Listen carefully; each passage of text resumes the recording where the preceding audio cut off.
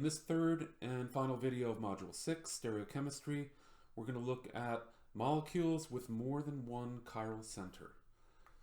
We're going to use the same rules of assigning R and S throughout, so that hasn't changed. All we're going to find out is that we just need a couple of new terms to refer to what we see. So here's an example of a molecule with more than one chiral center. The chiral centers are indicated with asterisks.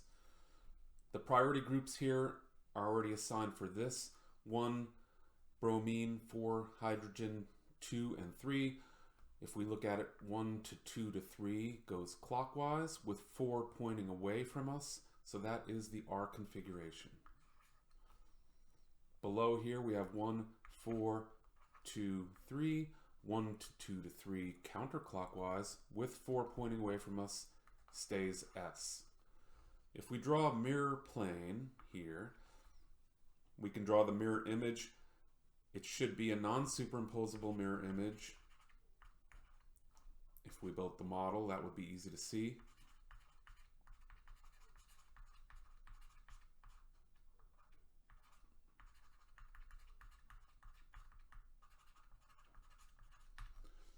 And so we expect this to be the enantiomer. But we don't have to guess because we already have our priority groups assigned. 1, 4, 2, 3, 1 to 2 to 3 counterclockwise, S. And I think you'll quickly find that this is the R configuration at that chiral center. So clearly the R, S, and the SR, respectively, are enantiomers. However, what if we switch just any two groups? Remember, if you detach and switch bonds, you get to a new structural isomer, stereoisomer in this case.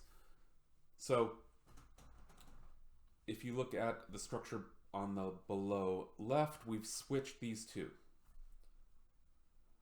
The upper stereocenter is still R, 1, 2, 3, R. Here we have 1, 2, 3 counterclockwise S. However, with 4 pointing toward us, it becomes R. The mirror image, non-superimposable mirror image of that molecule, seen through this mirror plane, is here on the right. You will quickly find that that is the SS configuration. So these are also non-superimposable mirror images, enantiomers, and that the R, and the SS are enantiomers. However, we need a new term to define the relationship between the upper structures and the lower structures. They're not enantiomers. They're certainly not mirror images even. So molecules with more than one chiral center that are non-mirror image stereoisomers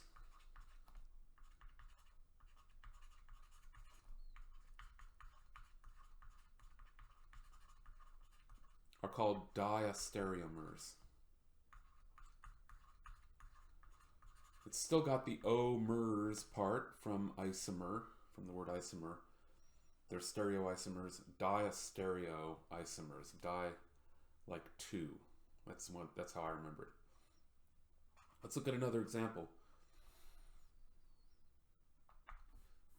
Here on the top left, we have bromine 1, hydrogen 4. The methyl group is going to be 3. The carbon to the right is going to be 2. As we're looking at it, 1 to 2 to 3 clockwise with 4 pointing away from us. So that is the R configuration at that stereo center, chiral center. 1, 4, 3, 2, 1 to 2 to 3 clockwise, counterclockwise suggests S. However, with 4 pointing toward us, we reverse that, so it's R. We expect then that the mirror plane, the mirror image structure that I drew over here on the right, if I drew it correctly, is the enantiomer.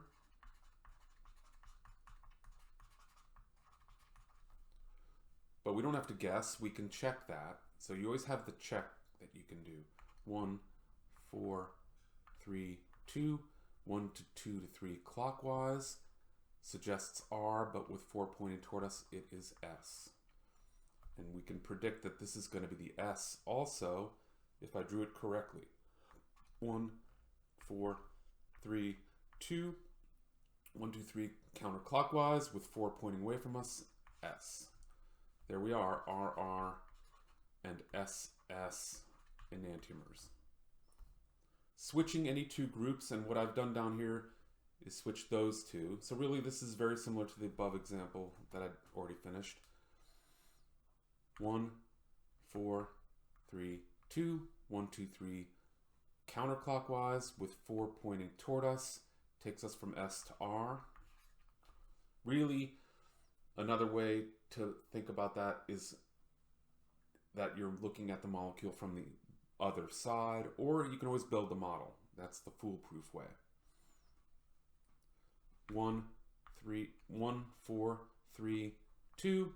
1, 2, 3 clockwise with 4 pointing toward us is not R, it's S.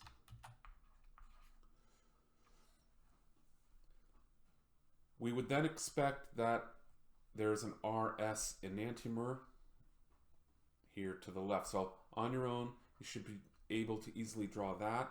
You can always check your work with the priority groups. And again, these two will be enantiomers on the bottom. And the relationship between the upper structures and the lower ones are that they are all diastereomers.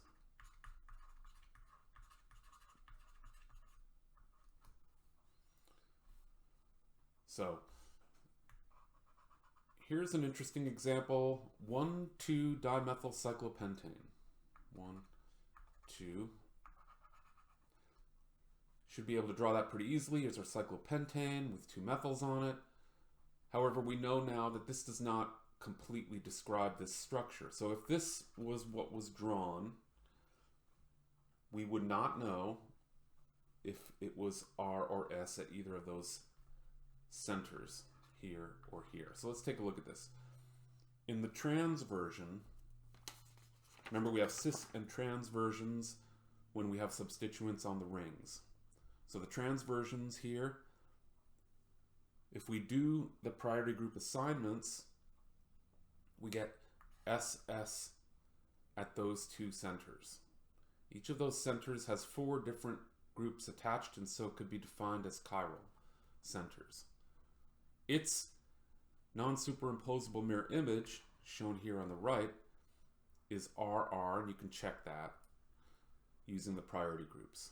1, 4, 3, 2. 1 to 2 to 3, clockwise, certainly is R with 4 pointing away from us. So these are enantiomers. And if you build a model or look at it carefully, you can see that you can't flip the one on the left to get the one on the right. Now if we switch and show the cis versions, another way of saying that is just switching any two groups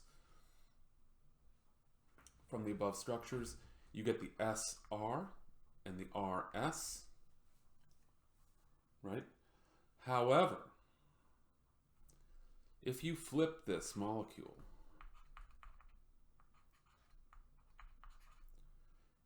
it's pretty easy to see that they're the same molecule.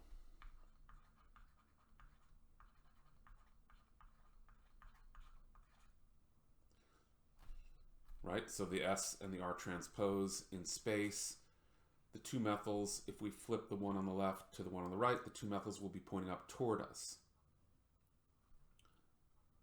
So what's interesting with the lower 2 structures is that by definition, each of the carbons has 4 different groups attached and ought to be a chiral center.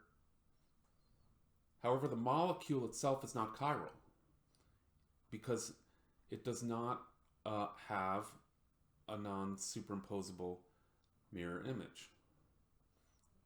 So the way that we talk about molecules like this is as mesocompounds. And I'm not sure what the origin of that term is, but it's an achiral molecule that contains chiral centers. You won't encounter that too often, but we actually see a molecule like that in one of our more advanced labs, in Organic 2 lab. All right, and that's the end of the videos for the module on stereochemistry.